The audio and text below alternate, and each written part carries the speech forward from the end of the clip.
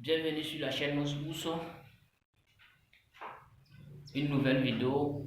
Je suis Ouedraogo Abdou Nourdine, premier jumeau. Je suis chef analyste de la société Nosbous. Et aujourd'hui, on va parler de l'actualité sur les crypto-monnaies, voilà, plus précisément sur le Bitcoin.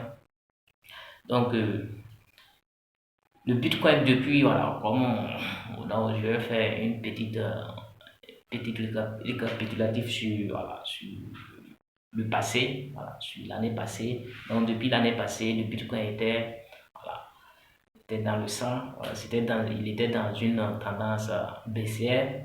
Et depuis le mois de, je crois que c'était le mois de janvier, voilà, ou le mois de février, il avait repris, voilà, il avait commencé à renaître de septembre. De septembre, il avait commencé à dessiner une tendance haussière. Mais malheureusement, bon, et malheureusement, voilà, le mois passé, le mois de janvier, la fin, voilà, les données, voilà, clés, les données macroéconomiques américaines se sont montrées très solides, surtout le marché du travail. Le marché du travail s'est montré très solide et cela a commencé à avoir une répercussion sur le marché, les actions, les crypto-monnaies, les articles à risque. Voilà. Et, et ce que les investisseurs cherchaient à, voilà, à savoir, cherchaient à déterminer, voilà, la tendance, la nouvelle tendance du marché, c'était, voilà, les annonces macroéconomiques, les données macroéconomiques du mois de février qui va sortir, voilà, qui devait commencer à tomber ce mois, voilà, le mois de mars. Et ces annonces, ces données, c'est concernant le marché de l'emploi encore. Il y a l'inflation qui est là, et puis il y a l'inflation, la PCE, l'indice des prix à la consommation des ménages, voilà, ce qui est l'inflation préférée voilà, de la Fed voilà, du mois de février.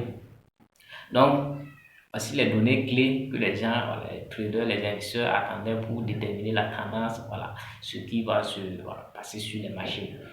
Donc, concernant le marché du travail, les données doivent tomber aujourd'hui. C'est aujourd'hui que les données doivent tomber à 13h30, je crois, 13h30 GMT. Maintenant, il y a des données, voilà, en fait, il y a des mauvaises nouvelles qui sont apparues avant ça. Donc, ce que les gens attendaient, c'est quoi? C'était les données, je dis bien les données du marché de l'emploi, et puis, voilà, l'inflation, et puis l'inflation préférée de la Fed. Ce que les gens attendaient. Mais malheureusement, il y a une nouvelle qui est apparue, une mauvaise nouvelle qui est tombée avant ces données. Donc, il y a eu une anticipation, quoi. Et la mauvaise nouvelle, c'est quoi? En fait, c'est un scandale. Voilà, c'est un scandale sur la cryptosphère, sur le domaine, sur le marché de la crypto-monnaie. Le scandale concerne Silvergate Bank. Silvergate Bank qui a fait faillite. Voilà. La semaine passée, elle avait annoncé qu'elle était voilà, au bord de la faillite. Bon, elle n'a pas dit exactement que non, elle était. Voilà. En fait, c'était des estimations, quoi. Elle n'était pas sûre de pouvoir survivre. Donc ça a commencé, donc il y a eu des doutes, donc elle a donné 12 mois. Voilà. Dans 12 mois, c'est pas sûr qu'elle va pouvoir fonctionner. Donc on a commencé à avoir des doutes et le marché même a commencé, le Bitcoin a commencé à réagir. Maintenant, ça n'a même pas fait une semaine et elle vient dire que non, la faillite est effective, est officielle maintenant. La faillite est officielle et il ne fallait pas voir le Bitcoin décrocher, les crypto-monnaies ou les autres crypto-monnaies ont décroché avant même que les données clés que les gens attendaient sortent. La question maintenant c'est quand les données clés vont sortir, qu'est-ce qui va se passer? Donc maintenant nous allons attendre patiemment les données clés du marché du travail américain et puis l'inflation. va attendre les données clés, voir ce qui va se passer. Peut-être que non, l'inflation va durer. Bon, mais on ne pense pas que voilà, l'inflation puisse s'atténuer, voilà, ralentir,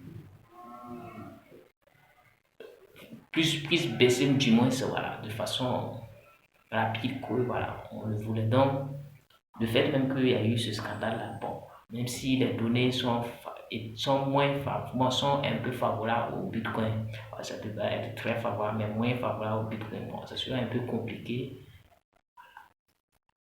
à ces données-là de pouvoir arrêter, voilà, de pouvoir stopper le, le sang qui s'écoule, voilà. En fait, ça sera, les données se trouvent pas, voilà, c'est pas sûr que ça pourra arrêter. Le sang qui fait ça actuellement sur le Bitcoin. Donc, si en tout cas il n'y aurait pas eu ce scandale-là, ça pourrait. Mais maintenant, comme il y a eu ce scandale, c'est pas sûr que non, même si les données sont peu favorables, ça serait un peu compliqué. Donc actuellement, les marchés sont en train de saigner, Donc à 13h30, les données vont tomber et on verra ce qui va se passer, va déterminer la tendance, voilà, du Bitcoin maintenant. Actuellement, il est en train d'inverser la tendance, les cours sont en train d'inverser la tendance et en intraday, et donc surtout si la clôture, si le cours clôture, cette journée, le cours clôture en dessous, voilà, ou bien actuellement, en dessous des prix actuels, c'est-à-dire 19 900, si voilà, cette session, le cours clôture en dessous des 19 900, c'est que non, la tendance s'annonce à s'inverser et ça sent pas bon pour la crypto-monnaie. On peut rapidement, si on clôture cette journée en dessous des 19 900, on peut rapidement atteindre les plus bas des mois passés, voilà, des 3 mois.